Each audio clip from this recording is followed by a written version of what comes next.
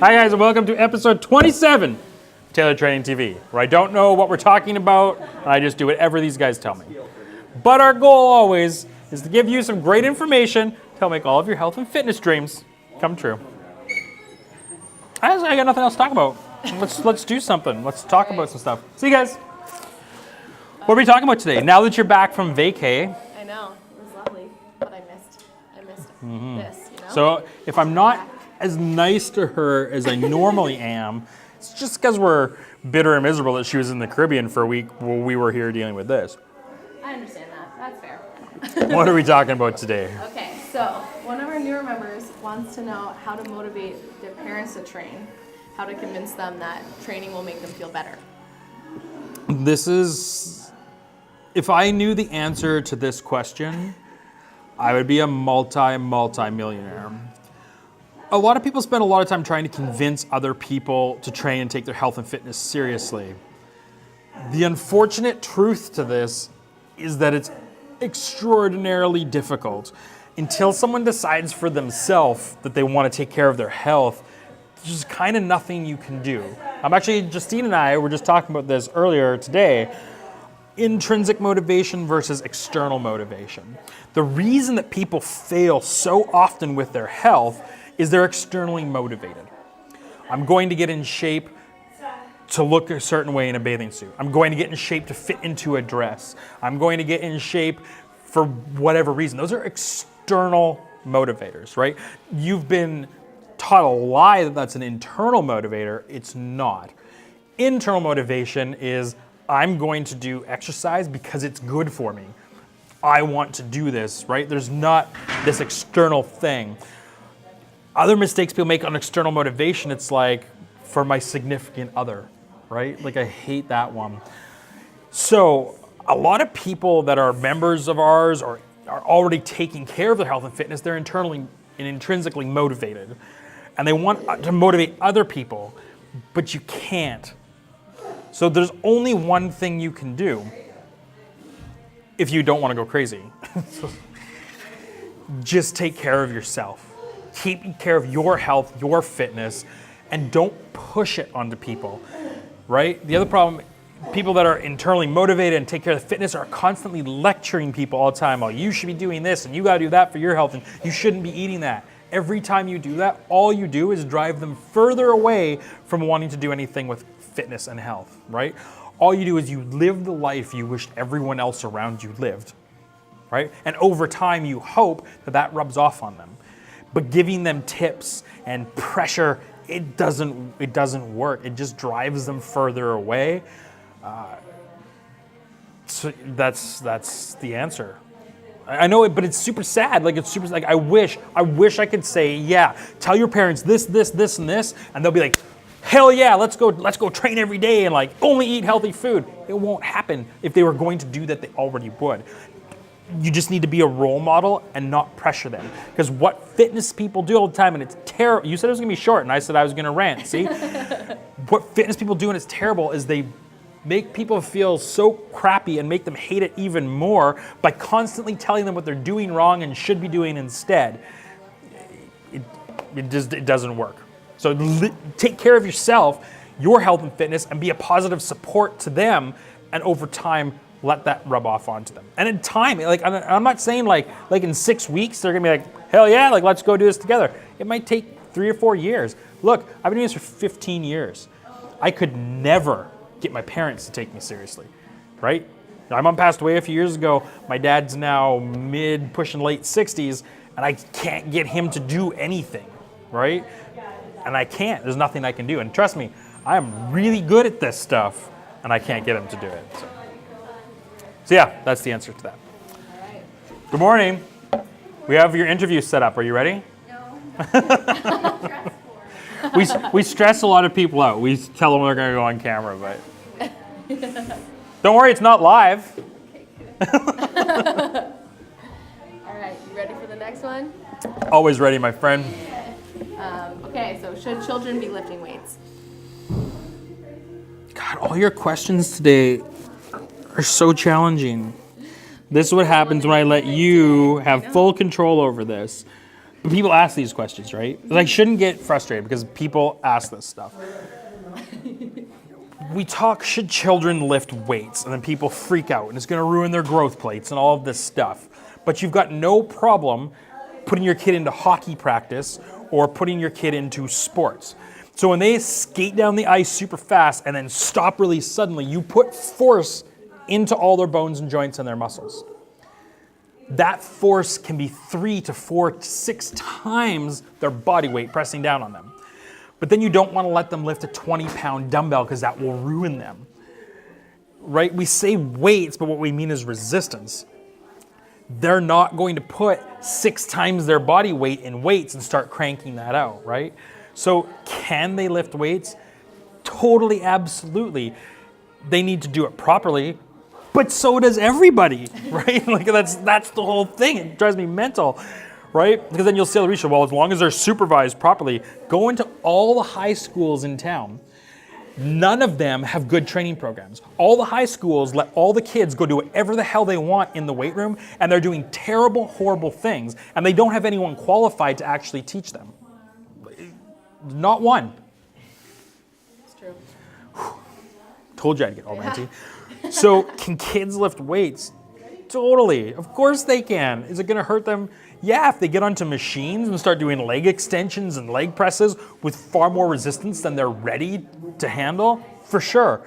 But if you as an adult do that, you'll mess yourself up too, right? We worry so much about kids, and then it's like as soon as we turn 18, go do whatever you want, right? So yeah, they need to lift weights, but maybe they don't. They need to do resistance work. They need to make their muscles strong and their tendons strong and like their ligaments all adapt. They need to be strong and fit. Can it be from weights? Sure. Can it be from playing sports? Absolutely.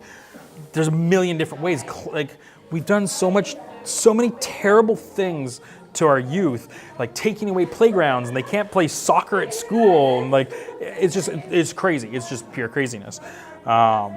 Yeah, they can lift weights. And yeah, they should learn to do it properly and do the right stuff, right? They don't need to be doing heavy back squats and bench pressing and all of those things. That'll mess them up. But it'll mess you up too, right? Like the only people in the world that should bench press are people that compete at bench press competitions. There's no other human that needs to bench press, period. So yeah, they can lift weights. They should. And yeah, get proper instruction. You should get proper instruction. But you as an adult should too, right? Keep them off machines, and make sure they're not 1 rep and 2 rep maxing and seeing how much weight they can lift, because yeah, you'll mess them up. But you can also mess them up. Have you seen what happens to gymnastics kids? Yes. Right? You're all freaking out because your kid's lifting a 20-pound dumbbell, but then you put them into gymnastics.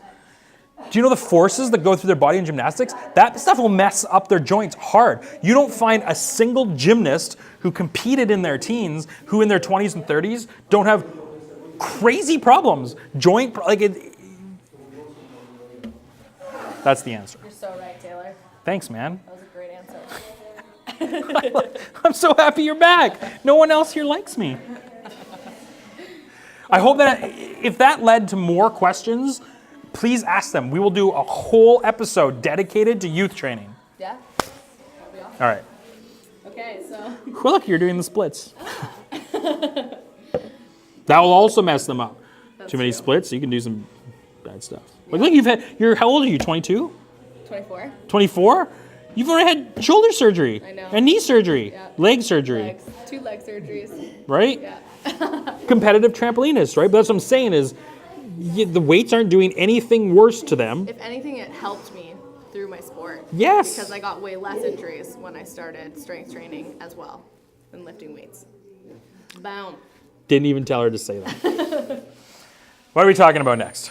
I feel another rant coming on. Oh, dear. But maybe not. Before this episode, she tells me, Taylor, this is a really short episode. I don't have that many questions for you. And I was like, you never know. And here we go. All right. All right. Why is icing not as good for injuries as we initially thought? I don't know if I should rant about this or not. Why? Because physiologically, icing is not what we thought it was. All of the research, look, I've told people to ice forever, right? Rice, that's what you do when you get injured. Rest, ice, compression, elevation. That's the acronym, right? The dude that made the acronym RICE, like literally last year, is like, I wish I'd never made the acronym. It's not accurate. That's not how we should treat injury.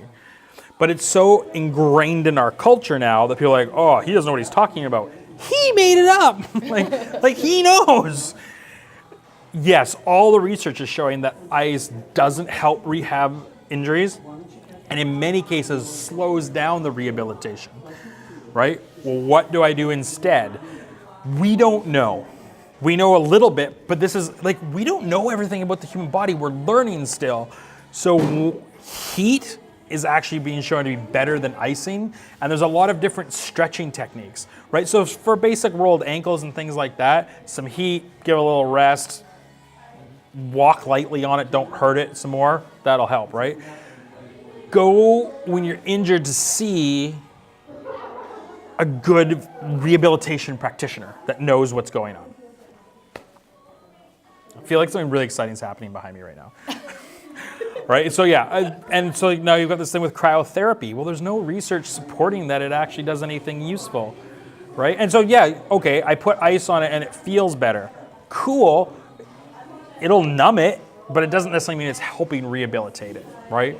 What's the name of that? There's a guy that wrote a book, Iced, is that what it's called? Yeah, Look, it looks like this, Iced. Check that book out, give it a read. Like, we're not just making this up, but the research is all showing that we shouldn't be icing injuries. done. What else are we talking about? So last episode. Did I answer that? Yeah. Okay, good. 100%. So last episode we talked about jump rope and how it's an awesome It is thing awesome. to do for your body. So for fitness. So how can you use jump rope as a test of fitness? You wanted me to ask you this week. I did? Yes. God, I wish I remembered why. In the future, when I'm like, hey, I want you to ask me this, make sure you ask me why and record that. Okay. Because I'm 37 now. And I look all the gray in my beard. I don't remember things anymore. I know how to do it though. Okay. Well, that's good. Yeah, grab a jump rope. Okay. We're gonna do a little follow cam and show you. So yeah, we talked in the last episode about how great jump rope is. You already had one prepared. It's like you knew this question was coming. We've talked before about how great jump rope is. I really feel it is fantastic. But how do you measure your fitness level with it? Let's show you. I'm gonna get a timer out too. Perfect. So we're gonna just do a normal jump here. Let's just talk about what jump rope form is supposed to look like, right? It should be totally relaxed, all the rotation coming through your wrists, right? You all right there? You unplug it, it's okay. If the battery dies, you just let me know. Body should be straight, nice soft through the feet, right? That's what it's supposed to look like. Don't do this crazy, don't worry about plugging it in. Is it gonna die? It's okay, just leave it. Vanessa's here, we'll help. Are you with me? Vanessa's here, get her to plug it in. You focus on the camera work. Vanessa, I need you to plug that cord in for me. See how easy it is? Guys, we film this stuff unscripted. That's what your jump rope form looks like. You're getting tired now? Yeah. See? Great fitness. Now, this is a regular jump rope. We're gonna do what we call an alternate footstep. All right? Don't kick your heels back behind you. Can you do a back kick without hitting the rope? That's not what we want to see. Go back to a real alternate. Knees should be to the front, right? That's what we look at. Okay, take a little breather, because I'm gonna make you do a set here. All right, cool. Hi, Vanessa. How we're gonna test your fitness is you gotta have a marker, right? So we're going to do a 30-second set, and you're gonna count how many times your right foot touches the ground. If you wanna use your left foot, feel free. Feel free. All right, so you ready? Yeah, so I'm counting. You just count how many times your right foot touches. Okay. Or do you prefer your left foot? My left. I'm just kidding. Of course you do. Use your damn right foot. Okay. Okay, ready? Yeah. Set, jump. All right, so now I'm timing her. 30 seconds, she's counting, her right foot touches. The goal here is just, like with everything, just stay really relaxed with it, right? We start to work speed. So we're gonna see how many times she can get a right foot touch in 30 seconds. Over time, our goal is in 30 seconds to increase the number of touches that we're getting on that foot. You got like 5 seconds left. Isn't this exciting? It's exciting stuff. And break. How many did you get? 46. Okay, so she got 46 foot touches on that right side. I'm not gonna make you watch this on video because it'll be exceptionally boring. Next time she does this set, she wants to go for 47 foot touches. The time after that, 48. Now, if you don't have a lot of jump rope skill, just trying to go for 30 seconds without hitting your feet, that might be where you start. You might not be able to count for a full 30 seconds. That's okay. But over time, and like she made that look so easy. She got 43 or 46 she's got, right? Like, so that's 92. Yeah. God, I did that math on fire. That's 92 repetitions in a minute, right? That's your number. That's actually really high end. If you can get 30 seconds and you can get anywhere between like 25 and 35, that's decent. But then how you use it as a test and how to improve your fitness is to constantly be trying to get more. Do 10 sets, 30 seconds on, 30 seconds off. There's a whole training session. You're barely even out of breath. Look at you. You must be in shape or something. Yeah, so that's jump rope. So yeah, like, and that's just basic jump rope. That's just a good way to do a fitness test. There are tons of different footwork patterns you can do, hand movements like crossovers, high knee jumps, X cross, like there's a million things you can do. That's just basic. Go on YouTube and just Google stuff I can do on a jump rope. There will be so much stuff there. Right? Yeah. Cool.